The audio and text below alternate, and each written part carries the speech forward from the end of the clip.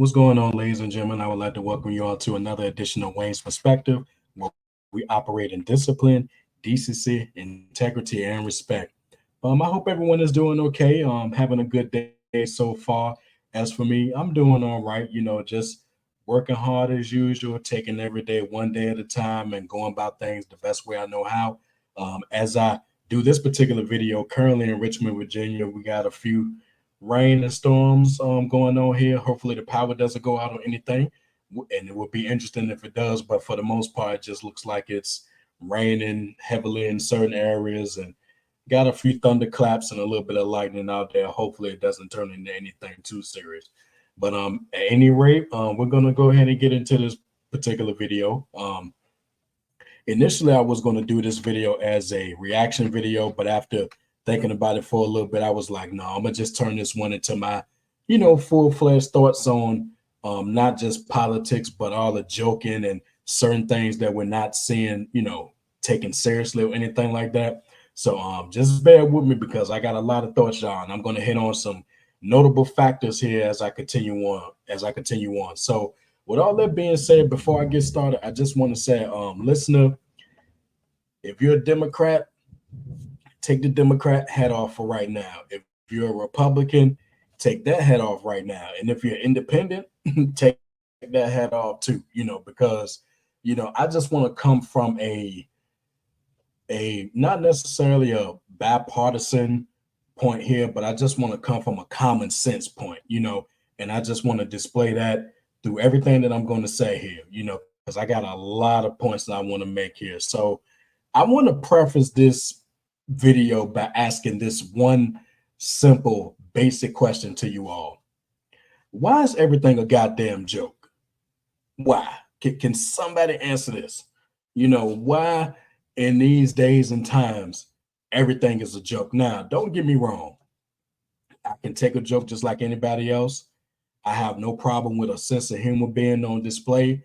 I have no problem with laughing because, as we all know, laughter is good for the soul. I've always been told that, and I'm a firm believer in that.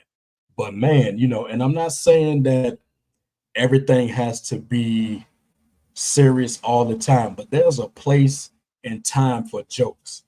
And when it comes to most things that we experience these days, especially when it comes to a political standpoint, everything should not be a damn joke. And it's really getting under my skin because it was not that long ago when certain things would not be considered jokes, or you wouldn't be able to get away with joking about certain things. But it's like now in present day 2024, that's all we're getting for the most part.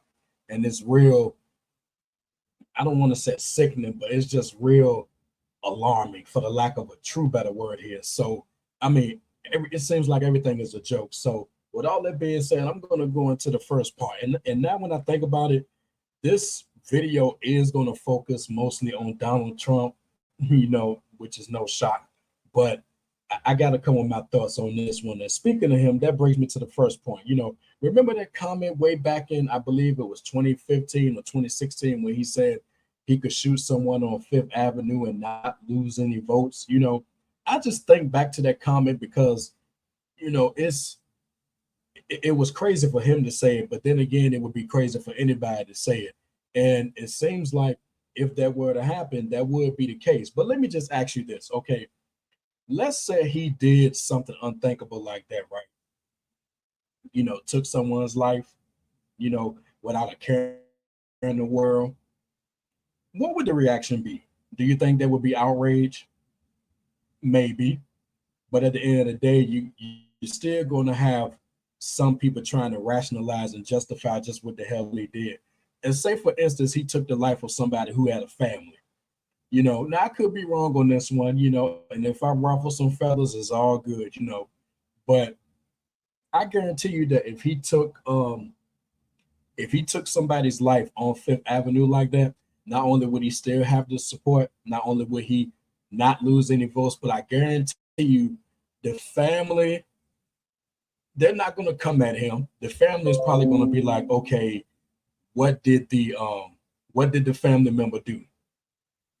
And did they bring it on themselves? It's almost like they will absolve Trump from any wrongdoing and basically try to castrate or put their own family member on trial just in the name of Trump. I guarantee you that's what will happen. Now regular everyday people will have a different viewpoint, obviously, but I guarantee you if that self-respecting family experience something like that, I guarantee you they will absolve Trump of any wrongdoing, and then the family member will get all of the blame. What did he or she do to get this? What did he or she do say to warrant being shot or anything like that? It may sound crazy, but I mean that's exactly what will happen, in my point of view.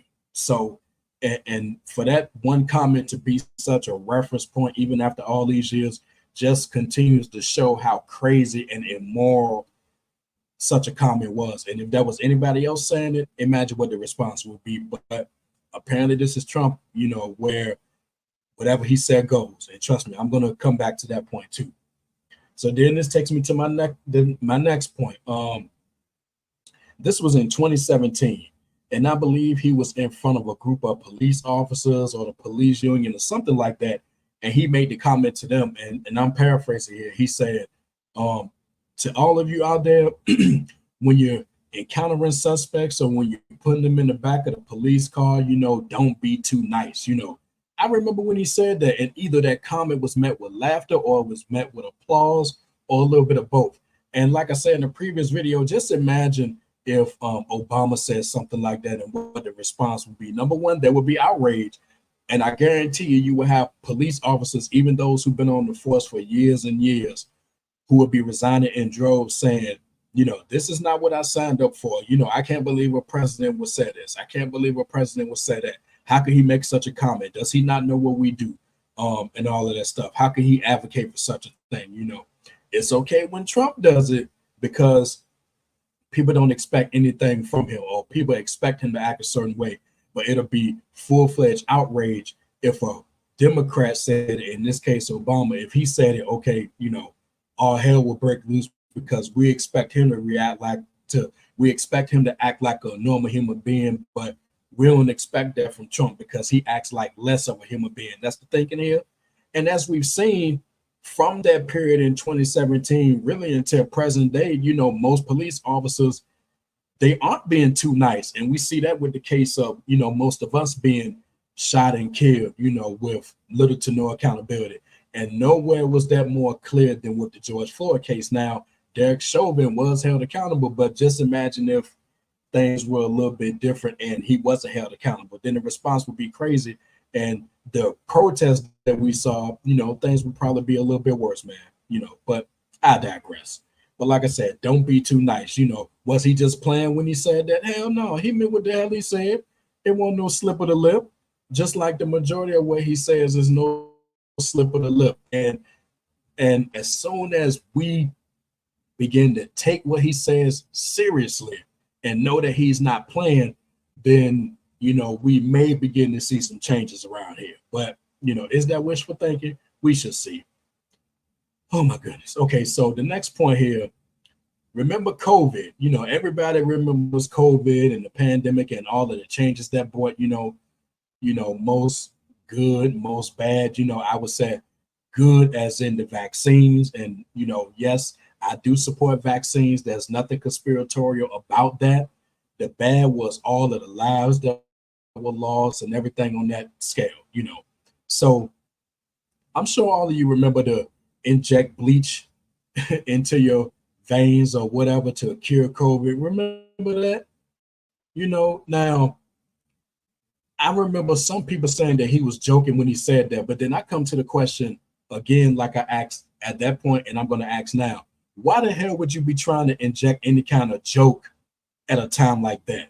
That was not the time or the place to be joking about that. And then to suggest injecting bleach to cure COVID, and I would be surprised.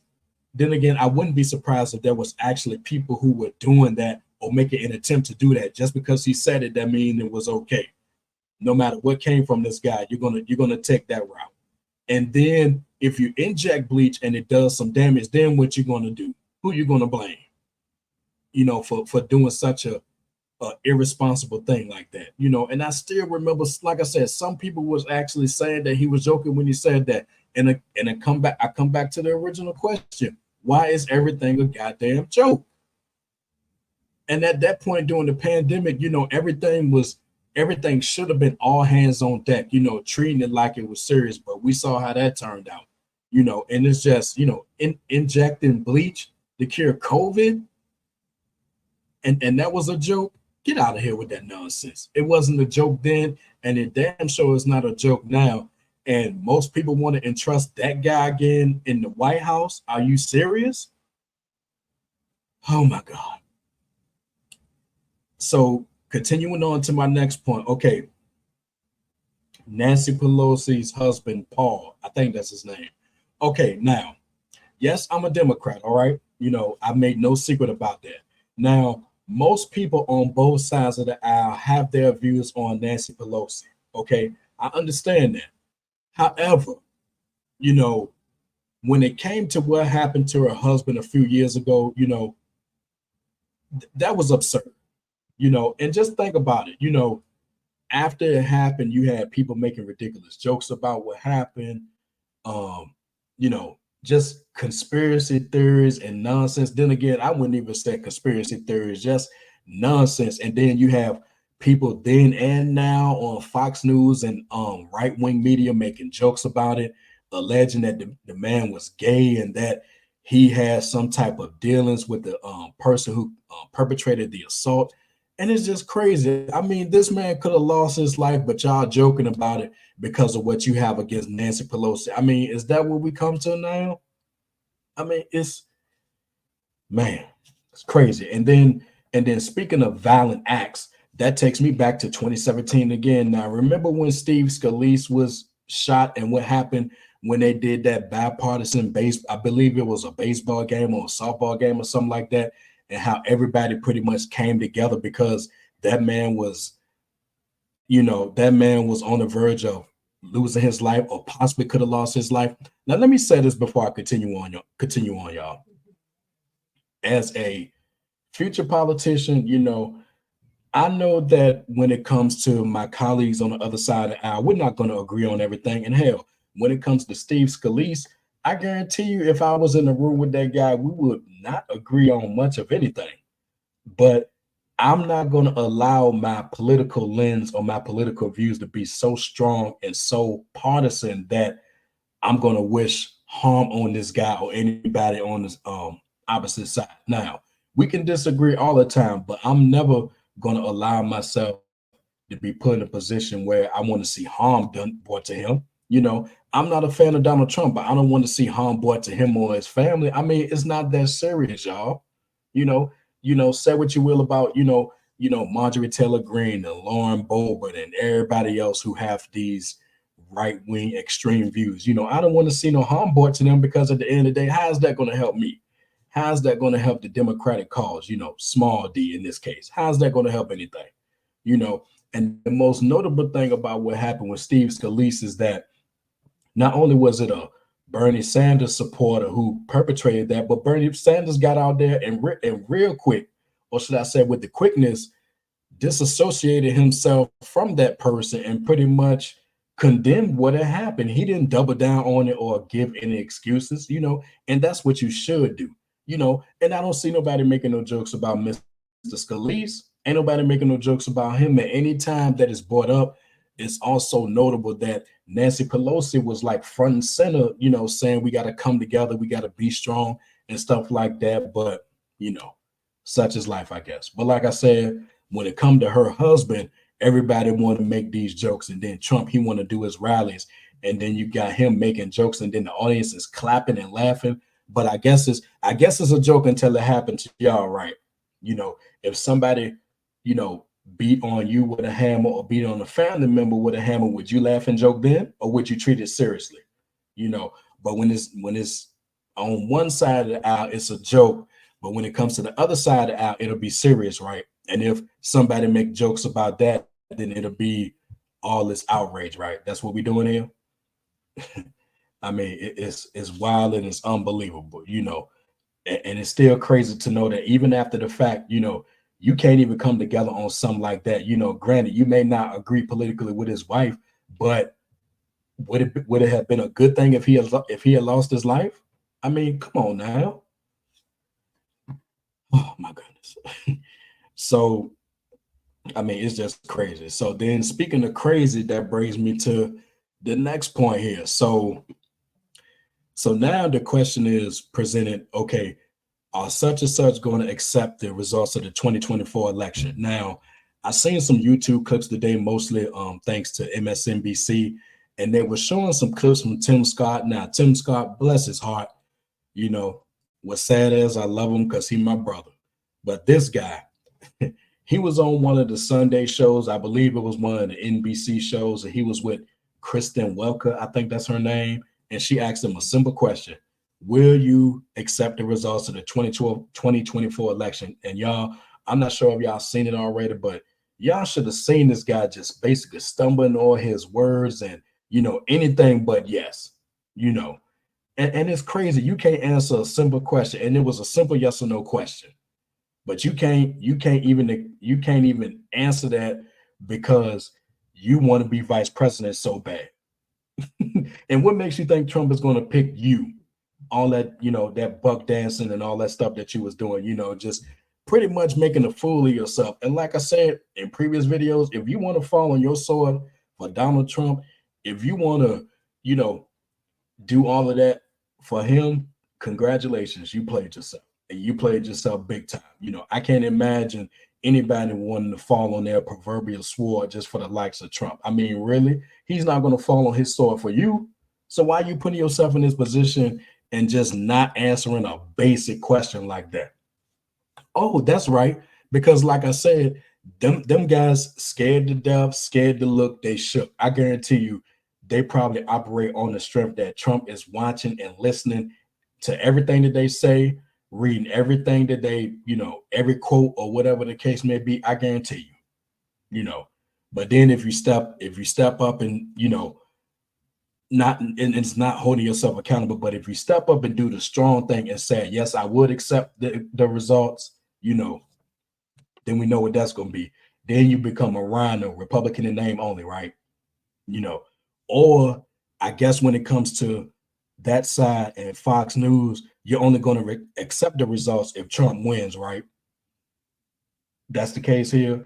And then and speaking of Trump, he did an interview pretty much saying that he's only going to accept the results if it's fair or something like that. I can't recall the exact words that he said.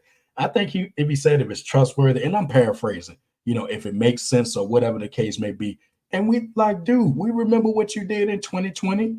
You didn't accept the results then. What makes us think that you're going to accept them in 2024? You're not. And then just throwing like little subtle hints that if he don't win, we're gonna see another January 6th. I mean, these ain't no slip of the lips, y'all. He mean what the hell he's saying. I mean, it's clear. It's as clear as day. I mean, come on now. He'll accept the results if it makes sense or if it's fair or something like that. I really want to get the direct quote, but I don't even feel like taking the time to even research it. I think most of y'all have seen it already and heard about it. And like I said, my paraphrasing, it works as well. But like I said, Tim Scott, shame on that brother. But can things get any lower than that? And like I said, go check out the clips if y'all haven't seen it. I mean, he was really, just like stumbling, anything but a yes, anything, you know. And then the last point that I want to make, so Trump is currently on trial in New York, all of that stuff. I'm sure y'all have heard about it. So as we speak, the judge pretty much has warned him, you're treading on thin ice. You're risking being thrown in jail because you're violating your gag orders. But apparently, when you're Donald Trump, you can violate gag orders and have nothing happen to you. You can thumb your nose at the justice system. You can come off like you're above the law. Nothing applies to you, but the law applies to everything else. All of that stuff, just pure arrogance, man. So you mean to tell me that you think it's going to help your cause by openly campaigning that you or pretty much daring the judge to throw you in jail? You think that's going to help your cause? And then if your supporters, or as I call them, worshipers, Then if they get out there and start tearing up shit, then what? Then what? You can't blame us. Don't blame black people. Don't blame Muslims. Don't blame anybody else but you and your actions. And there I said, if this was anybody else, the obviously the responses would be different. And I'll say this too, if he continue down this road, throw his ass in jail. Even though he ain't gonna learn no damn lesson. You would throw anybody else in jail, but you know, we all know the story. But well, he's running for president. He's a former president. He's Donald Trump. Blah blah blah blah blah blah blah. We've heard it all before, you know. And like I said, everything. Why is everything a damn joke? It's only a joke until certain things happen to certain people. You know, then it's going to be taken seriously. You know, so so you can tell a police force to not be nice when you're handling suspects. You can say that you'll shoot if you shoot somebody on Fifth Avenue, you won't lose support. You can suggest to millions of Americans in the middle of a pandemic by you to inject bleach when it's clear to any normal human being what bleach would do to the human body.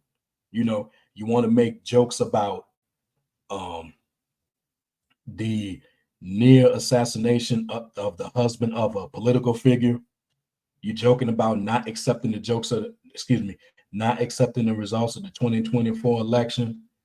You're openly campaigning or pretty much daring the judge to throw you in jail and at the same time still breaking the law. So all of this combined along with all of the other examples that I didn't mention, you know, everything is a damn joke, right?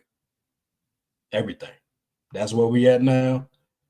So I say all this to say that yes, there's a time and place for everything, but in these days and times, these things along with other things, you know, not joke worthy. None of this is funny. None of this is entertaining.